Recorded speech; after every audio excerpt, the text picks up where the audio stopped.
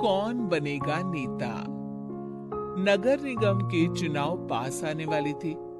पूरे कानपुर शहर में टिकट को लेकर मारामारी शुरू थी, लेकिन सबसे ज्यादा चर्चा में वार्ड नंबर 40 की सीट थी। वो इसलिए क्योंकि इस बार वहां की सीट महिला के लिए आरक्षित थी। अब सवाल ये था कि चुनाव लड़ेगा कौन।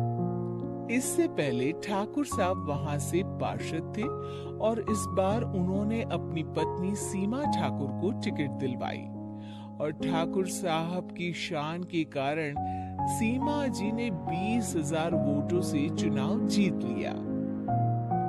अरे बधाई हो सीमा भाभी, अब तो आप वार्ड की पार्षद बन गई हैं।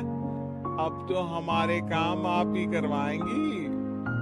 अरे ये तो सिर्फ नाम की पार्षद बनी है, वो तो महिला सीट आ गई, वरना पार्षद तो मुझे ही बनना था। अब भले ही चेहरा इसका होगा, लेकिन पावर तो मेरी ही होगी।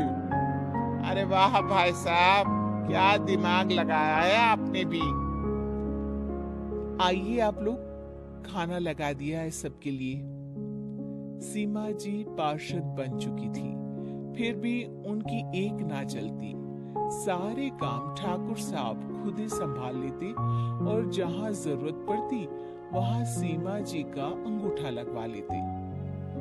सीमा जी ज्यादा पढ़ी लिखी भी नहीं थी। एक दिन ठाकुर साहब और सीमा एक प्रोग्राम में जाते हैं। अरे ठाकुर साहब आप आ गए। ओहो, पार्षद मैडम भी आ गई है। स्वागत है आप दोनों का। लगता है हमारे पार्षद फंड का सही इस्तेमाल हो रहा है। चलिए अब उद्घाटन करते हैं। ये लीजिए ठाकुर साहब कैची, आप ही सबसे पहले प्रवेश कीजिए। सब लोग आगे निकल जाते हैं और सीमा जी पार्षद होने के बावजूद भी पीछे खड़ी रह जाती हैं।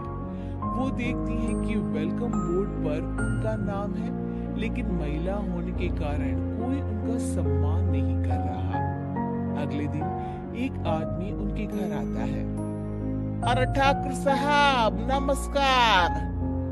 कल ना हम नोटिस किए कि हमारा घर तो अवैध है और नगर निगम वाले उसे तोड़ने आ रहे हैं। अरे कुछ कीजिए ना ठाकुर साहब। देखो भाई, मैं तो ज्यादा कुछ कर नहीं सकता, पर अगर तुम सबकी जेब गर्म कर दो तो कुछ हो सकता है। कुल मिलाकर 4 लाख लगेंगे। अरे 4 लाख ठाकुर साहब। अरे भाई, मैं अपने लिए नहीं मांग रहा हूँ।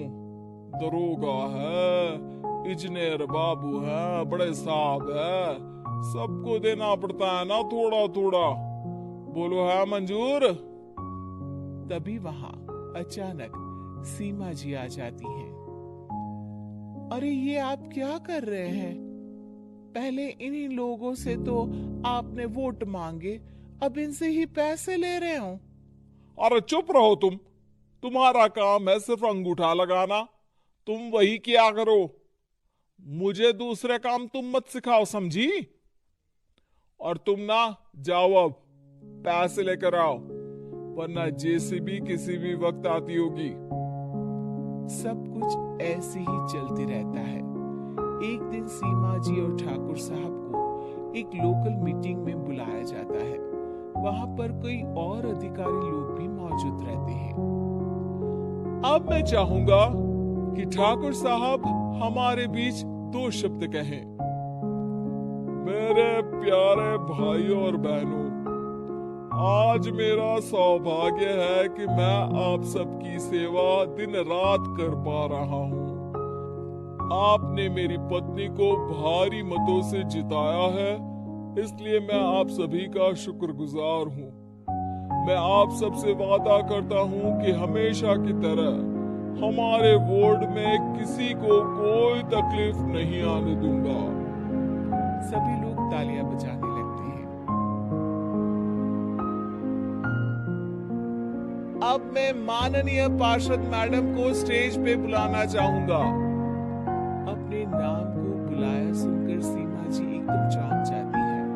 उन्हें बिल्कुल उम्मीद नहीं थी कि इतनी बड़ी जगह उन्हें मंच पर बुलाया जाएगा। जैसे तैसे वो मंच पर चढ़ती है।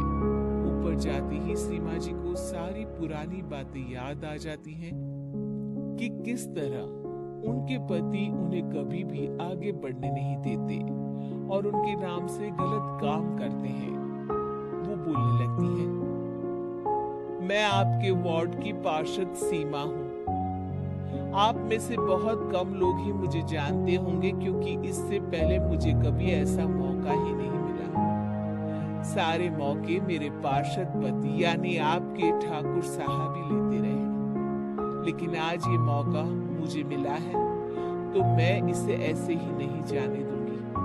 मैं आपको ये बताना चाहती हूँ कि आपके ठाकुर साहब मेरे नाम की आड़ में गैर कानूनी काम करते हैं, जिस पर अंगूठों के निशान मेरे होते थे। इसीलिए मैं अपनी गलती मानती हूँ और आज अपने पद से इस्तीफा देती हूँ ताकि आगे से कोई गलत काम ना हो पाए। अब फैसला आप सबके हाथ में है कि आप हमें क्या सजा देना चाहते हैं। सीमा जी की बातें सुनकर ठाकुर साहब के चेहरे का रंग उड़ जाता है और वो शर्म से मुंह नीचा करके वहां से चले जाते हैं और पद से इस्तीफा देकर ही सही सीमा जी अपने आप में आत्मविश्वास महसूस करती हैं। ऐसी वीडियो देखने के लिए प्लीज हमारे चैनल सब्सक्राइब करें, लाइक करें और शेयर जरूर करें। धन्यवाद।